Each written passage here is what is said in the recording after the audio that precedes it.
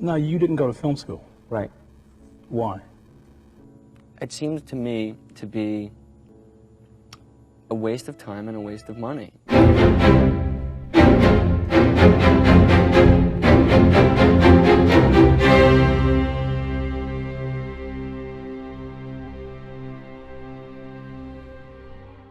People have asked me many times if there were any influences on the way I made this picture, and I've always had to say, no, I had no influence. Of course I did. To most people who are directing films, they have served what they consider to be an apprenticeship of working with other people that are good, an apprenticeship of learning by watching, an apprenticeship by seeing films even if you aren't seeing them made, and so on. So I suppose I was influenced. I think it's always gonna be personal.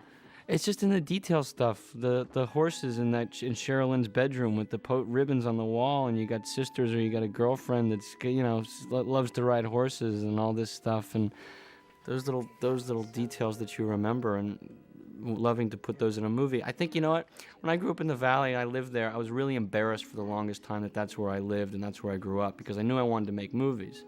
And I would look back to my favorite directors and think, okay, there's Harold Hawks, and boy, he served in the war, and there's Ernst Lubitsch, who escaped Germany, you know, and all these wonderful sort of things going on in their lives that you were supposed to bring to a movie, you know.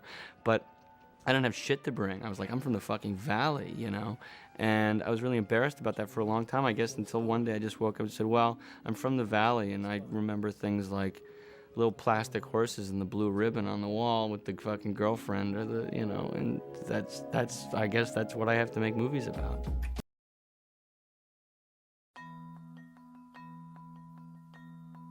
Could you offer any advice to someone who is young, bright-eyed, and earnestly trying to get right in there?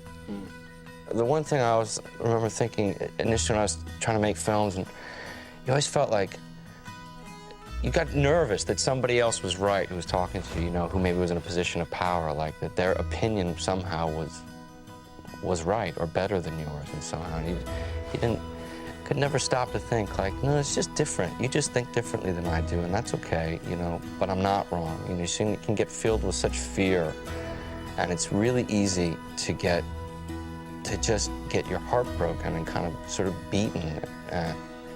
You're sort of attempting to make films. I mean, it's a miracle anytime any one of them gets made, you know? It's a miracle, and it's a miracle every time. I feel like it's a miracle every time a scene kind of gets done and through the birth canal and done. I mean, it's never any less of a miracle or any less difficult. It's just a kind of,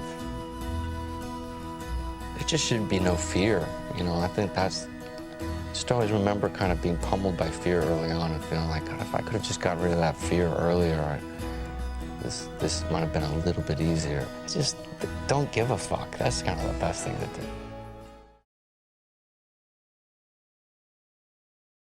And the mentality at film schools is we'll start out with, you know, Potemkin.